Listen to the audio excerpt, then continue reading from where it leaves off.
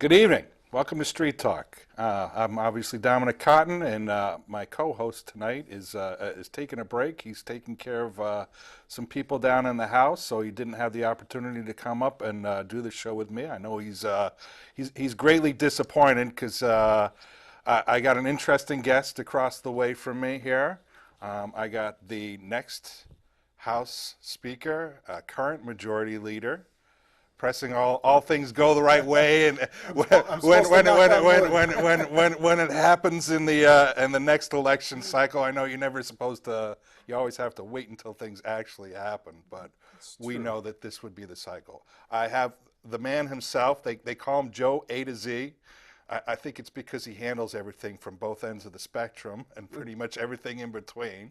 I got House Majority Leader Joe Aresimowicz. Well, thank you for having me.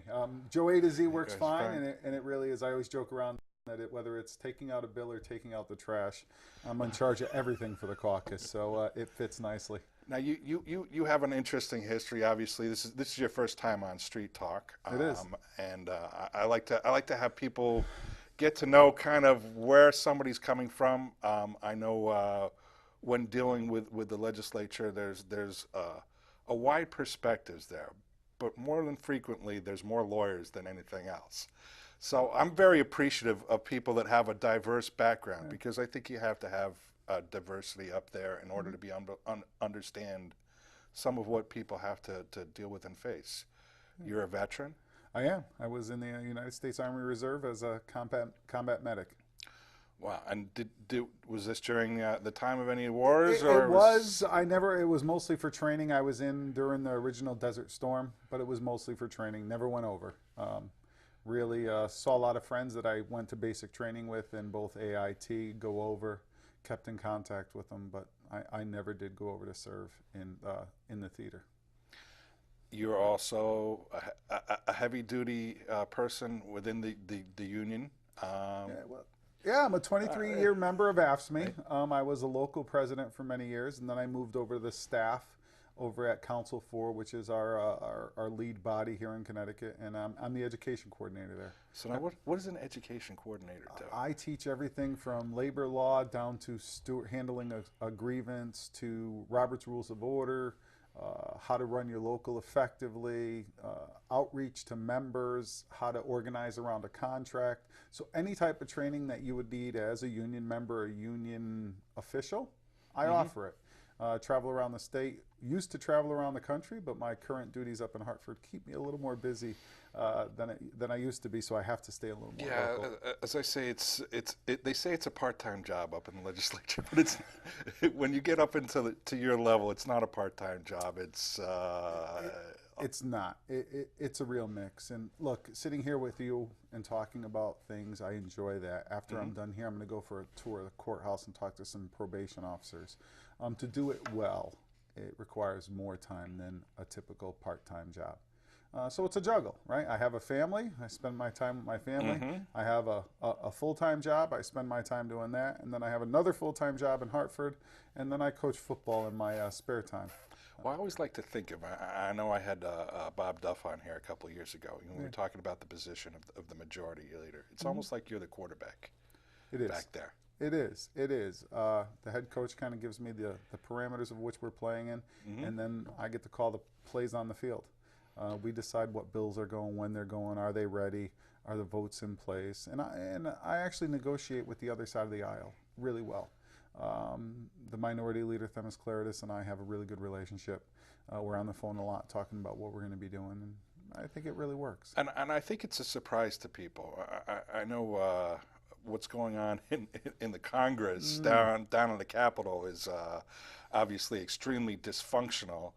Yeah. But that's not the case when you take a look at what happens in our government around here. There's I think probably 90% of the bills are in agreement with when they really come, and a lot of them get a wide bipartisan vote within that. I think there's.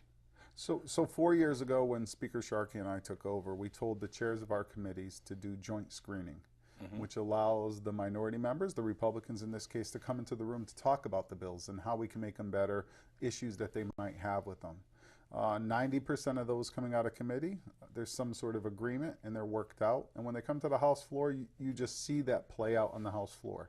So maybe there's some questions, there's some clarification, but the majority of the bill has been worked out. And yeah, we don't see that in DC.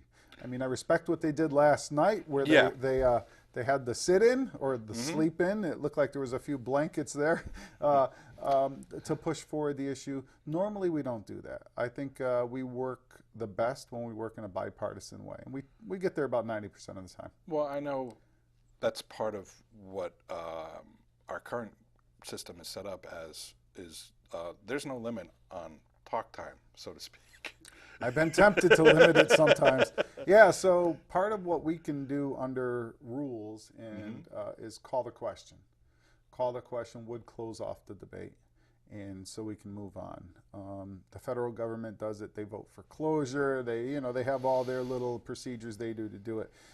We've never done it in the House. It's been called a couple times, but it's either been withdrawn or voted down because we believe we are the House of the people and the debate needs to happen from the people of varying backgrounds.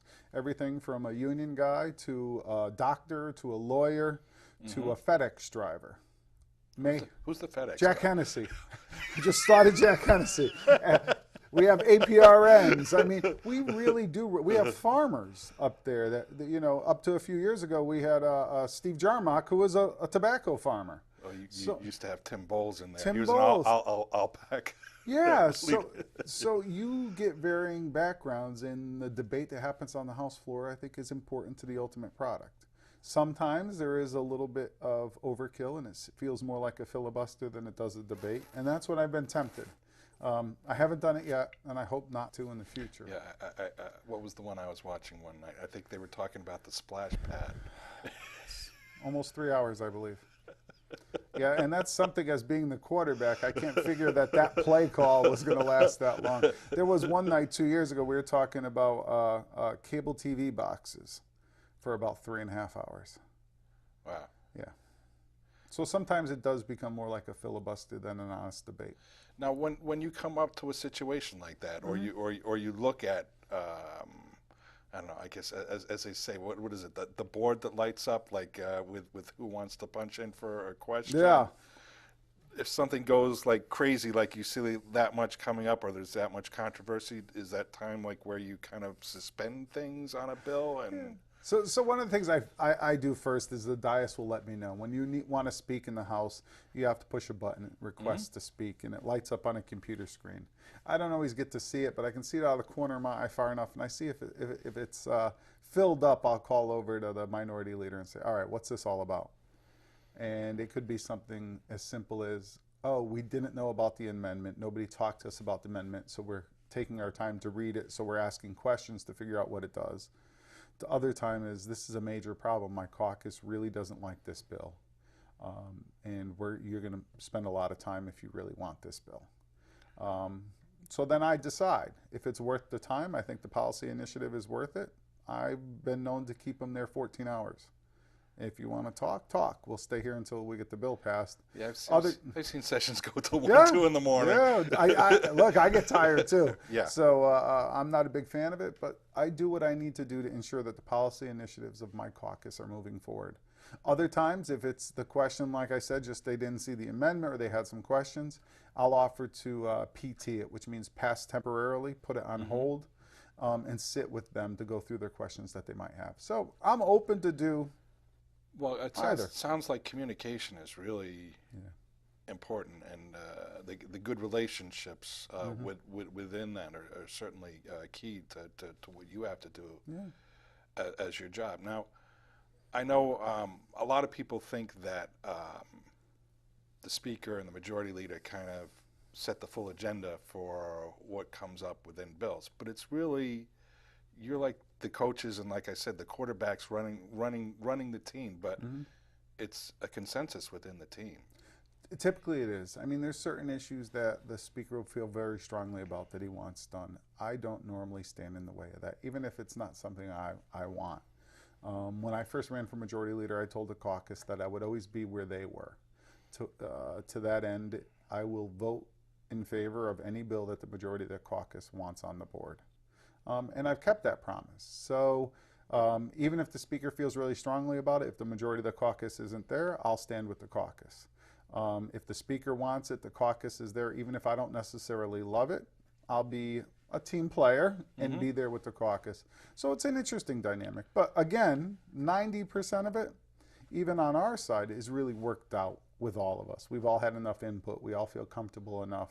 And the policy initiative stands for itself when we move forward. I know I got to see it lately when the governor tried to pass a lot of his second chance. And I spoke with quite a few people actually about this because obviously there are a lot of initiatives within that that we here at Street Talk obviously support. I mean, we had that changing the bail system and making it so it's not an economic burden on those people who don't have the money to be able to pay it, as well as looking at some of the issues going on with second chance and really giving people who are younger, whose brains aren't developed, and this is science, it's not one side or the other. It's, your brains, your frontal lobes aren't fully connected until you hit 26. I really wish I could have used that argument with my mom when I was growing up. The science wasn't there yet. Didn't quite work well back then. But, when they're looking at 19 and 20-year-olds and having them go through the juvenile system, I mean, I certainly understand with certain crimes, everything, has a higher place within it. And I know, having dealt with the Miller Supreme Court decision, that was one that we really pushed through and helped to be a part of a couple years ago. That there are times when there are certain pieces of legislation and they're controversial, and they're difficult, and they're difficult because people they look at your voting record and they say, okay, here this person voted for this, but they might not understand all the intricacies that go into it. I think what you're saying is exactly with what we struggle with. There's policy and there's politics, and inevitably, based upon what we do, they're going to cross over. And on its face, an issue may seem like a fair enough policy issue to where it makes sense. You don't want people incarcerated in our county lockups because they can't post a $200 bail. Yep. And their crime is such that to where they shouldn't be locked up anyways in all likelihood. You don't want that. But then you'll have instances to where that same crime and that same person locked up with the same bond has an awful history of many crimes perpetrated against everybody from elderly to individuals with developmental disabilities. Those in some cases are considered misdemeanor or low case felonies. So while the policy stands for itself, we may want to vote for it. Inevitably, the political side is we're going to get a campaign flyer on our doorstep from our opponent saying we're soft on crime. And we allow people, and they'll find a case and a name of a person that fits that background that isn't exactly who we were trying to help, that benefited from the system somehow, and that will be sprayed all over our district. So that's really where it comes into play. I call it like, what is it, the Michael Dukakis effect. Right. I remember, I know I did, for one of my classes, I did like a lot of writing on different events that happened that really changed the way that people viewed him. Just him like looking around, like when he was in the tank, or I think what was it the other one that they had him on, the Massachusetts. I forget the name. I remember the tank with the helmet. But there was a Massachusetts case where somebody was let out, and that was the whole soft on crime, and that's where it all kind of like went back to. And I tell my candidates all the time, I work with candidates around the state, and that's really how I got into this, was being a political organizer. If you're explaining, you're losing. Yeah. So while you and I can sit here and have an intelligent conversation on the merits of raising the age, on the merits of reforming our bail system in the state of Connecticut, on the merits of 19 and 20-year-old certain crimes. We can have a great debate, a 2-hour discussion probably. We'll find areas where we agree, maybe we'll disagree, maybe we'll agree on the whole thing. But I don't have 2 hours to talk to a potential voter in a mail piece. I don't have 2 hours to stand on their front porch to tell them why I voted the way I do. And unfairly, our campaign system has now become, Donald Trump's being very successful at it. It's sound bites. Yep. It's sound bites and it's perceptions. So those actually do come into play when you're forming policy. And sometimes it's good policy that folks just aren't comfortable pulling the trigger on, but also sometimes it's policy that's maybe not so good, and then the political realizations say, yeah, maybe we shouldn't do that at this time. Legalization of marijuana is another one. That's a huge one. Right. That's a huge one. I got Tony Boucher coming on. I think she's the most is. marijuana person in the state. She is. But again, something that a great discussion can be had on the merits, but I know for on not necessarily the legalization end of it, but on the medical marijuana. I have friends, and that there's one that just passed with, allowing children under the age of 18 with certain medical conditions. She's got a son who's got a god-awful, horrible, skin disorder, and he's in so much pain, all the time from this, that she wants to be able to have him be able to have the medical marijuana, and to clarify for people, they're not sitting there and giving 18-year-olds the hash pipe and going, here, take a hit. It's it's the gummy, oil. It's gummy bears. It's oil. It's other things. It's other things. So I think people might have a misconception. Yeah. But there are other people where, and I went through this with my son. Not that he's going to go on any of this, but we had a situation where we thought he had a seizure disorder. One of the meds that they put him on was so god-awful that he had severe behavior episodes, and he's got another genetic disorder that we have to deal with his metabolism. And, he's fighting me like tooth and nail just to eat in the morning and flipping out on me. And it's, until you face some of these things, I know there's a lot of heart-wrenching stuff that goes in. There is. And I'm sure, people on public health, they probably hear a lot of these things. And I'll tell you this, too, and this is being nonpartisan. Almost every member, there's very few, I can't think of any off the top of my head, that I've encountered up in state service at the Capitol, whether it's the Senate, whether it's the House, are really there to help people. They want to do their best. They love their state. They love their town. They really connect with the constituents. They want to make a difference. They want to help people. So you're right. To your point, when people come up and tell us the story about a 13-year-old child with epilepsy that is having 100 mini seizures a day, and science tells them, or somebody they're dealing with in another state tells them that their child was suffering the same thing. They went on the medical marijuana, and they had no more seizures, no more epileptic attacks. And they're sitting with their tears rolling down their cheek, please help my child. It's very hard for anybody to say, no, we're not going to help. But then the very next day, we get the phone calls or the emails into our Capitol office saying, what's this, you're trying to encourage marijuana use amongst kids. You're allowing them to put it in the form of candy to attract kids into the drug world. And that's not what we're trying to do, but that's where the wires get crossed. It's like you said, it's the soundbite, and that's actually why we do an hour-long show, because this actually gives people an opportunity to go beyond just a soundbite and be able to talk about and explain, how a specific issue actually works. And I know for myself, I really. I don't even think I remember taking a civics class back in 9th grade. I actually became a U.S. citizen last year, so I actually had to read all this stuff. There you go. But over the last few years, having to go up and be activists for causes that are important to the people that I work with, and are just. I've had to learn a lot about the government and how bills actually get through. I know I listen to some people. I've done a little bit of everything. So I've actually gotten a bill that I had a concept for that passed, Mm-hmm. and we've had things that we've managed to get killed, or things that have managed to be changed in such a way so they're not detrimental to people. It takes a lot of work.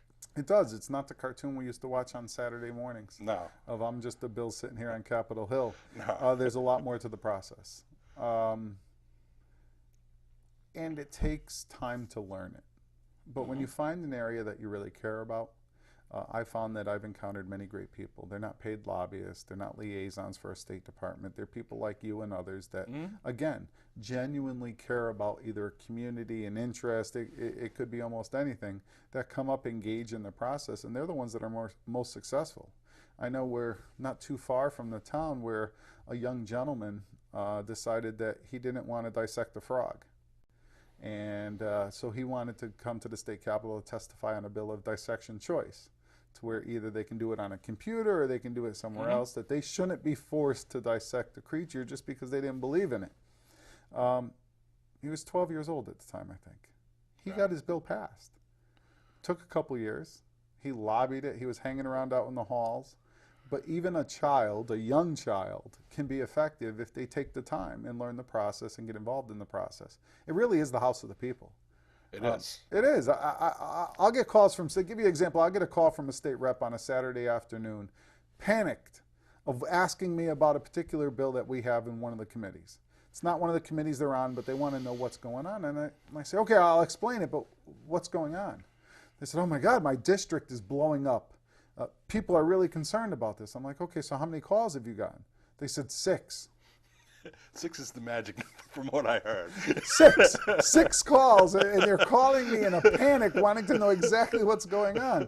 So again, it's not like you have to grab a mass of 100 people and march on your representative's door. Every 2 years, we go out for our job interviews to decide whether we're going to get rehired or not. Typically, every person that calls us from the district is a voter. 6 doesn't seem like a lot to people. They're the 6 that are voicing it, and then there's probably about another 10 behind each one of them that they've talked to. And they probably have members in their family. And so that's how the process, that's one of the checks and balances that's just great. Is that, yeah, people like you, the 12-year-old kid, you get involved. You can actually make things happen with your government because it's a people's government. Yeah. No civics class needed. No. Well, I mean, but it doesn't follow the cartoon either. No. There's things I've learned. I mean, obviously, like in off years, you can't really put forth like a concept unless it comes from the chairperson. Yeah. You know, good legislation doesn't get passed all in one shot. It's kind of like you take a bite out of the apple. You got to come back for a little bit more the next time around, and a little bit more the next time around. The difficult thing I know that I've seen that we're faced with, and it's obviously going to be a bigger part of what you're going to have to deal with coming up. Not that it hasn't been over the last couple of years, is the budget. Because if any bill has money attached to it, where it's going to require a certain amount of money. It gets through your committee, and then has to go, if it's got money attached, it has to go to appropriations. And that's where it kind of like gets either hacksawed or chopped into pieces to take out any of the elements that require money to them. And I think that's difficult. I know with our circumstances with the budget, and a lot of what you guys have to deal with is this exact issue. I mean, everybody wants to see change in certain levels of things, but you're really having to deal, with the budgets so much, and it's going to be an ongoing issue. I genuinely believe the reason we're seeing so many retirements this year is because what I said just a few minutes ago, that people are there genuinely to help folks. It feels more like we're hurting people now than we're helping them, because you'll reach out to us, or others will reach out to us and talk about a service that we provide, or a benefit that we provide that we're now taking away. And you're talking how that will really affect your quality of life, your child's quality of life, your mom's quality of life, your dad's quality of life. But we're faced with the very difficult budget prospects that we have. So we almost have no choice. We have to reduce state spending. But it comes at a cost. It comes at a personal cost. And the amount of retirements we saw this year is another high year, similar to after we passed the income tax. It has its effect. And people's mood here in the state has the effect. When I go to the grocery store to pick up a gallon of milk and it takes me 45 minutes and folks are really kind of asking those hard-pressing questions and not all that optimistic about the future of the state of Connecticut, it's hard. I mean, luckily I think I have a lot of answers and I think we're doing a lot of things great. And we're doing things better in certain areas. In some areas, we still have a lot to do. But I can have those discussions. But other reps, a couple years in, they're like, what do I do this for? I go up there, I feel like I'm hurting people. I come back to my district, and people are mad at me. I'm missing a lot of family time, a lot of work time, and I'm making, the base salary for a legislator is $28,000 for a part-time job. I know everybody thinks that it's like some great amount of money. No car, no driver, no it doesn't work that benefits, way. No staff. I mean, we really all share staff. I mean, the average legislator gets a legislative assistant to help us, and we share that individual with 5 other reps. So it's not all the glory. It's really trying to make your state better. And when you feel like you're not able to do that, sometimes I know I had to change my mindset. You're trying to hold on to what you have sometimes, and sometimes in this set of circumstances, it's very it's very difficult. And government wants to be more efficient. I don't necessarily believe that on the executive side that they have it all right. And I fully believe in checks and balances within the system. And I'm a real big proponent, because I faced it firsthand in legislative oversight. And I know one of the things that I went up and testified in was in the human services. And I know this is a direct result of something that I was involved with. We actually got them to stop a proposal because they didn't follow the letter of the law of what they were supposed to do, and they had to resubmit their proposal. And I know I contacted Ben Barnes over it. I gave him my suggestions. We talked, and we had some level of agreement through emails. And then the next thing I know, like 3 days later, I see that they're putting forth like a bill to take away the legislative oversight over the waiver programs. And I'm like,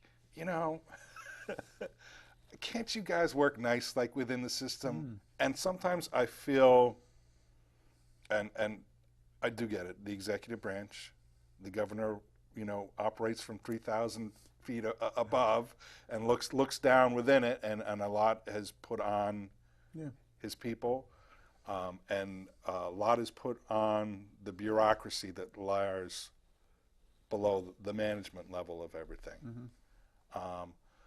So I know that checks and balances gives me a protection that I'm at least going to have a public hearing.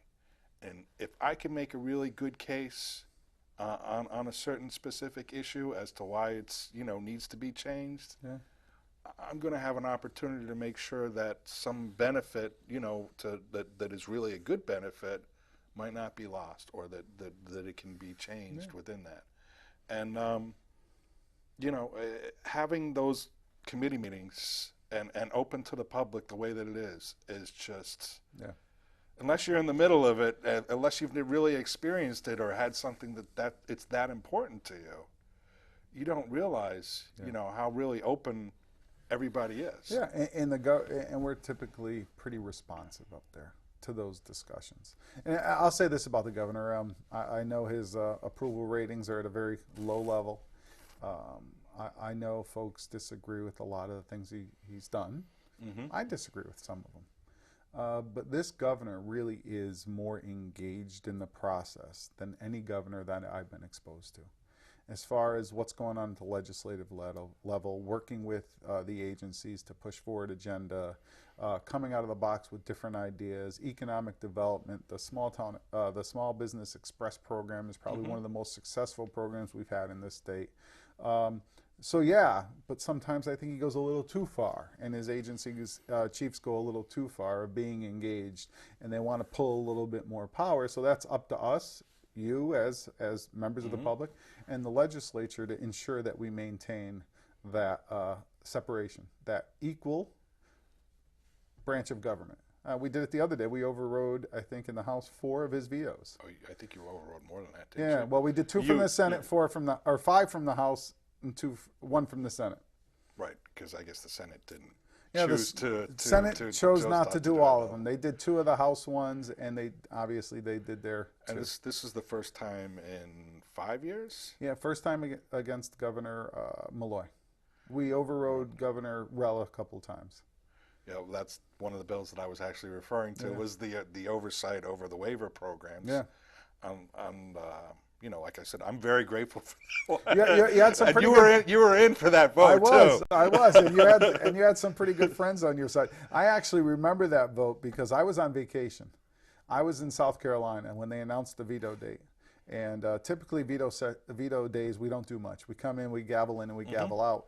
And that particular day, I started to get the emails a few days before of like, hey, we're going to have some bills. Are you coming back? And I got a call from Tony Walker and Kathy Abercrombie that says, hey, we need you to come back. So I actually bought a plane ticket, flew back to Bradley first thing in the morning, drove straight to the Capitol, changed into a suit, went in there, voted, jumped back on a plane, and went back to South Carolina to where my family was. Well, you have my sincere gratitude for going out of your way on that one. Well, it's important. It is, and to our communities, you know, for a long period of time, we didn't have any changes to our program. People were pretty happy that you know, there weren't any great things that were going on. We didn't have to worry. Yeah. And I think fortunately and unfortunately, I think, you know, change is inevitable in one form or another. It's the amount of public input that goes into the change, and that's unfortunately, I as an overall don't find the executive branch to be that open unless you're forcing open the door. And hey, you know what? And in order to get that door open for the brain injury stuff. Yeah. I went down and went to Governor Malloy's town hall meetings. This is a few years ago, and we would show up at every single one. Yeah. And that's, you know, how the first time around, Nancy was like, no, I got this. And then we were waiting to hear like back from her, and then so I went to ours over in Milford, and you know, I had a lot of back and forth even with my own senator. I mean, she had, you know, different numbers, different other things, and I'm like, well, no, this doesn't match here, this doesn't match here. Yeah. And it took actually sitting down the whole top end of like DSS. There I had like 11 like managers, Bremby and, you know, everybody else in there, and we pulled it apart and said, well, look, here's where the numbers don't match. This is where you're jumping over like this group of people as far as a wait list. And you know, I give Bremby credit. He sat down and, you know, he really listened, and, you know, we followed up, and you're really tied down to the last second, and that's where I know we get heard of as being one of the most contentious public hearings over this whole thing with the brain injury 1 and brain injury 2. But you have to fight. It's important. People, and look, I enjoy what I do. I think I'm really good at it. I think there's other members that are good at that. But the parents and you advocates take it to a whole nother level. The amount of homework you've had to do, the amount of investigation, learning that you had to do to advocate on behalf of that group is amazing. I have a constituent in town. She was an attorney, a practicing attorney. And she went back to get her doctorate in special education because her child has a learning disability, and she wanted to be able to advocate on behalf of her child. I mean, that dedication and that ability to do it, to me, is truly amazing. And it's folks like you and her that actually make this system better. Because up in Hartford, we're forced to deal with a lot of different subjects. And I think I know a little bit about a lot. but in some cases that's somewhat dangerous, right? It's Jack of all Jack trades. master of none, right? I mean, so we rely on folks like you, and you know, I've told you this before. You know, I really appreciate what you do. You bring to light those tough subjects. You're willing to have those tough arguments because your heart's in the right place, and it comes across that way, and it allows us to do our job better.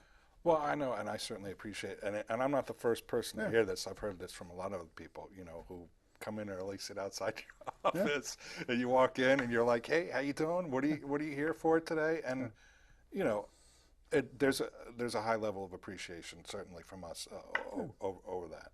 Good team. Yeah. So going forward, I guess, what do you really see coming up, like within this next like session? I know. I've spoken with the Speaker Emeritus, James Amon. He's a good friend. Yeah. He's come on the show. Actually, he's on next week. We have him on. Yeah. So we do what happens behind the caucus door. So he gave us a good explanation Yeah. of how he ran it, which was, you know, after everybody was done like with their races, they sat down and had a big huge caucus, and they threw up like all the issues that were coming from people throughout all the different area, and they kind of set the agenda that way.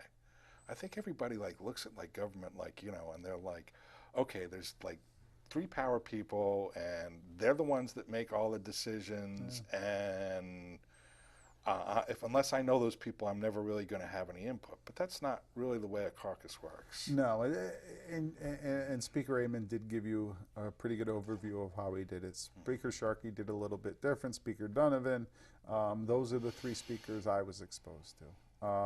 But when I took this venture on of entering into the fray of leadership as majority leader, Speaker was always there. It wasn't I was running for majority leader to become Speaker one day, but rather, let me see how majority leader is. If I really like it, I think I'm doing a good job, maybe I'll have the opportunity to do Speaker. So I started talking with a lot of former speakers, going back to Speaker Ritter, Speaker Balducci, and talking about how they ran it, what the pros were, the cons were, what they did well, what they thought they would have changed if they were given another opportunity. And then I listen a lot from the public. One of the things I keep hearing is, why don't we run government like a business? And I think in some instances it just doesn't fit. But I think structurally maybe it does. Maybe it does if we consider the pillars of our business, the consumers, which in our case would be our constituents, our mission in our case would be providing the state of Connecticut with the best services possible. And then our goals of making it more business friendly, increasing the amount of money coming into the state, making sure we're putting out students that are ready for the rest of their lives, and having higher education systems be more involved in the economic development of the state of Connecticut. So I'm doing that. I'm actually going to take this opportunity, if given it, I'll knock on wood again, to revamp House Democrats' operation as a whole, and really put into the place of the consumer as a constituent. What do we need to do to ensure that they're getting all the services they need? What do we need to do to ensure that the policy initiatives that we're putting forward match our overall goals of the state? And how do we do that in a successful way? So I've already started meeting with business owners from around the state, talking about what that would look like at the state level. So we'll still have those meetings to where we throw a lot of ideas up on the board. But what I don't want to do is get lost with the spray approach. You know, it's the Windex bottle, right? You can do the stream or the spray. Right. When you do the spray and you're standing pretty far away, you're not necessarily hitting the target. You might get a little bit of it, and the window might be a little cleaner. But here in the state of Connecticut, with what we're facing, we got to use the stream. We got to make sure we're hitting the target dead on in each very targeted areas, and then move forward from there. So that's the goal moving forward. So expanding businesses in the state of Connecticut, improving our economic outlook through being business friendly while not being anti-worker, is going to be huge to me in the caucus. And we're putting the pieces in place to ensure we can do that. It's a difficult balance, but Yeah. it's when I was going through and getting my master's degree, I know one of the things that we talked about was that corporations had to have a certain amount of community involvement. And not that I'm saying all companies are lost on that, but I think a lot of companies are lost on that. And they are part of the community. And I think that we've become such a nation that can like hop from one spot to the next quite easily, you know, through changes in technology and other things along those lines. That tie to the community is just not the same as what it used to be. Yeah. Yeah, so that's one of the difficulties. I mean, if you're a web designer, you could be sitting on a beach in another country and doing work for somebody here in the state of Connecticut. So we at the state of Connecticut got to look at the areas that we can do and that we really do well. I've been working really hard with the manufacturers from around the state for a few years now. We're seeing growth in manufacturing. We're seeing companies come back to the state of Connecticut from both overseas and just to give you an example, Yale Lock, Assa Abloy, moved their operation from Tennessee back up to Berlin. If we have high quality workers, and we're putting up some of the best now here in the state of Connecticut because we're working with our technical schools, our community colleges, Goodwin College, University of Connecticut, to put out engineers, to put out CNC manufacturing. Those companies are going to come for the quality of work. The more we can get them involved here in the state of Connecticut on a larger, to your point, of being involved in the community, the less likely they are going to be to leave for the lowest priced. State of Connecticut has its limitations. Our energy costs are high. We know that. Our transportation infrastructure is challenging. But what do we do well? We have great people. We have really smart kids. We have some of the best and brightest. If we can get them to stay and immediately put them into jobs, we're going to be competitive with any other state in the country. Well, I think what we have over a lot of other people is straight out quality of life. Yes. I mean, I know we were just ranked, like, you know, on children's health and education. We were like two and three, like in the nation on both of those things. And that is like one of the big sales points of, you know, we're also located in between Boston, in between New York. I know with the ports bill and the Port Authority, there's going to be a greater access to the shipping channels and everything else from some of the smaller boats that are going to come in. Yeah. I mean, I'm hoping that down in Bridgeport Harbor, I know we used to have a Chiquita banana like offloaded over there, and then all of a sudden it just disappeared. The depth of our ports are a challenge, so we have to ensure that we're putting that into place. And our roads, there's not many. That's part of the dual investment, not only in the ports but also in the transportation. Because who in the world wants to ship something into Bridgeport and take it 7 hours to get to New York? Yeah. Why not just go to New York? So I think it's a twofold process, but you're right. Yeah, we have some great water ports. We're located right between. If we can fix our transportation, you know, 395 is better. New London's great, right? They jump on 395, they're up to Boston pretty easily. Well, the thing that they did was they attached the railhead. Yep.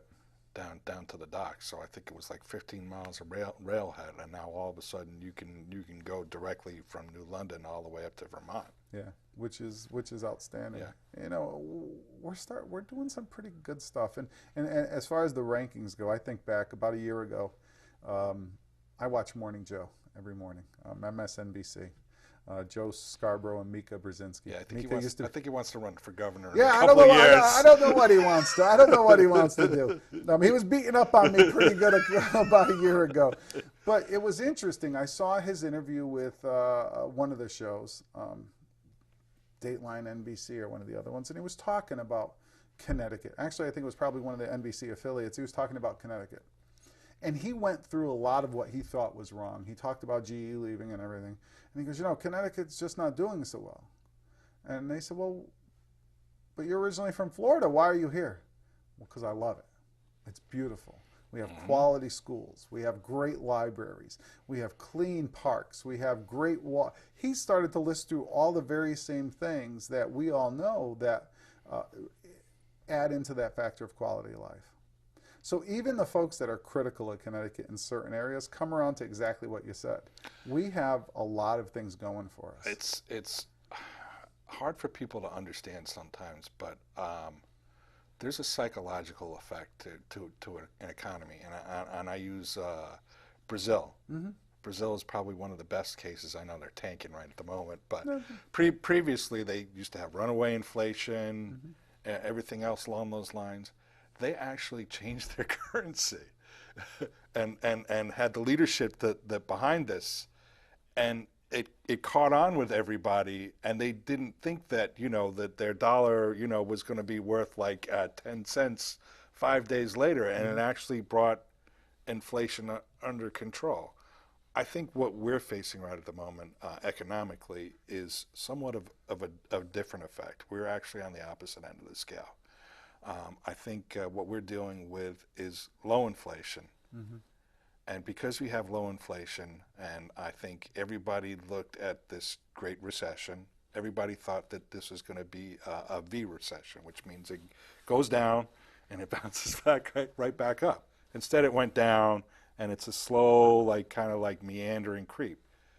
But you have other things. I mean, I remember growing up back in 1981, you had 18% interest. Mm-hmm. You couldn't go out and buy something. You couldn't refinance your house. You couldn't buy a house. Yeah. On the other end of the spectrum, if you owned a mortgage in 1976 and inflation went up and your wages went up, then your proportion of what your house payment is down. So I think what people are having a difficult time grasping is we're in a low inflation, low, slow growth, is some of those key pieces of government have been set on automatic pilot for a long period of time. And I think right at the moment, there's a major adjustment to that. And that's across the board. And we're having to take a look at these things. I mean, retirement, the amount of money that, we're having to pay for other things. I know I get it on, the healthcare side of it. I'm looking at my healthcare. I'm like, okay, if I'm getting 1% back more in pay from Medicaid, Mm-hmm. and now all of a sudden they're talking about 10 or 17% more than I'm going to have to pay out in health insurance. There's a difficult balance that goes within there, and I think it plays into people's psychology and leaves them with that feeling. It does. When you just feel like you can't get ahead no matter what, no matter how hard you work, there's a psychology that plays into that. And look, I'm not going to make any bones about it. I'm very scared of a Donald Trump presidency, and he's preying on that. He to me is preying on people's fears. At some level, members of the Republican Party here in the state of Connecticut get on these TV interviews or these panels.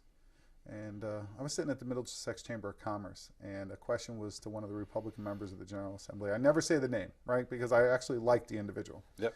That said, I'm a business owner, and the challenges I face here in the state of Connecticut are energy costs, workers' compensation costs, and the entirely changing landscape. What can you tell me to do that's going to change that? And he says, well, you should move. You should leave Connecticut. And then you get other members of leadership in the Senate and the House saying, Connecticut's devastated. It's going downhill. This state is on cruise control to just go into the abyss. Well, to me, that's not leadership. That's not what you say. You're supposed to be offering alternatives and not just leave the state or give up or reinforcing that message that people already feel like, what's going on? I feel like it's not growing. You have to talk about the things that we're doing okay at. If you're the member of the other party and you want to be in the majority, talk about what exactly you would do different. Don't just throw around disparaging remarks. I've never bought into that theory. I've never done it myself. I'll tell you what I think we're doing well. I'll tell you honestly what I don't think we're doing very well, and I'll tell you what my plan is to improve it. It's then up to you to judge. So we have to be careful before that perception becomes reality. If we keep screaming fire, sooner or later there's going to be that fire. I kind of equate it to, and I think they're just now starting to do it, on the Congress side, the House saying, get rid of Obamacare, get rid of Obamacare, get rid of Obamacare. I'm sorry, Obamacare, I get my insurance through Access Health. if I didn't have that opportunity, my son's got a genetic disorder, and I had to go like switch policies, I would not have that opportunity. Yeah. I'd be without insurance, and you know, if he needed something, it would be a question as to how do we pay for it. Yeah. So one of the things I worked on this year was retirement security for all. It was a bill that would open up like a savings account IRA program to residents of the state of Connecticut working part-time, full-time, company of 5 or more employees. Would allow them to set a percentage of their payroll to go into a savings account and IRA program. I got pushed back like you wouldn't believe. And folks were saying it's another state program, it's going to fail, why do people need it, we're retiring, you know, people have their own retirements, everything's fine. Well, the reality is there's 600,000 people in the state of Connecticut with no retirement other than Social Security. At that rate, when they do retire, the amount of money that we're going to spend as a state to provide those services to which they can't afford is going to pale in the comparison to anything we'll do to administer a small retirement account. And what would you rather do? Get a check from the state of Connecticut for services, or get a check from a 401k that you've earned? I know with the 401k, and certainly this is like another one of those factors that, you know, if people are like having it taken out automatically, they're more likely, you know, just to leave it and be all right. Yeah. I think the only issue I really had with the package was probably that, and I know why it was done. They chose Roth IRAs instead of regular IRAs. I agree. Because I know it was going to decrease the tax base by, you know, X amount of dollars. Remember what we talked about earlier, though. You start incrementally. Let me start it this way. I'll work on that. I agree. Yeah, it's a mistake. I mean, we want to make the best options available. We should let them choose Roth IRA or IRA. Yeah. And I think when the state gets in better financial situation, we could do that. But again, it's not a set in stone thing. Yeah. It can change. That's, you know, right. This is where you pass the legislation and you say, okay, well, where do we need to like change this, or what are the problems that are within this? I know we got like 3 minutes left. Yeah. And this is part of the campaign for the state, because this goes up obviously in 3 or 4 different areas. So I'll give you the last like closing 2-3 minutes to put out your vision of what your speakership's going to be here. Look, it's going to be responsive to the people. It's going to be run by what's best for the state of Connecticut. I'm really lucky. My Democratic caucus, we have 87 members. Hopefully we'll have more. And we're not in it for the glory. We're not in it because we think we're smarter than everybody else. My colleagues and I want to work hand in hand with businesses. We want to work hand in hand with consumers of state service throughout the state to ensure we're doing the best we possibly can. So one word of what my speakership will look like: it's going to be open. Open to people like you, open to business leaders, open to the other side of the aisle, open to the administrative branch. Anybody who wants to get involved is going to have a place in my speakership. And hopefully my numbers, like I said, will be around 100, and we could really wield that authority with that amount of members, and we can move forward. But yeah, it's going to be an open government, which I think people in the state of Connecticut are very hungry for. I think people nationwide are hungry for. Unfortunately, I can't control Washington, D.C., but I can control the House of Representatives if I'm the Speaker, and that will be my pledge. Well, I know from my end of it, it's what I have seen. So it's not a question for me, because, like I said, I've been involved with it, and I have watched. And I've sat outside your door, and I've gone up to your constituent meetings, and I've seen the people that come in and interact with you. Yeah. And I know you do run an open form of government, and I think, you know, going back to what we were talking about with the corporate end of things, I mean, one of the things that I always took a look at an organizational chart, I used to say to people, well, if you really want to understand how an organization should be run, take the chart, turn it upside down, and realize that at each level, those people are supporting the people above them. And if you look at it that way, you know that you're going to have a well-run organization where everybody's getting the things that they need in order to be able to do the job right. I'm going to send you the chart. You take a look when it's ready. I will. Well, I wanted to thank you. No problem. Joe, I'm very glad that you came down here today. And obviously, I thoroughly enjoyed this, and we're hoping to have you back on again sometime in the future. I know life is going to get crazy real soon here, but we're looking forward to where this all goes within that. Thank you. So for everybody, I know our next guest coming up is Tony Boucher. And then after that, we have James Amon on the live show next Thursday. And then we're off for the summer, with the exception of a few people that we're going to have here and there and doing down here in the studio in Seymour. So I guess we're all good for the night, and we can run the street.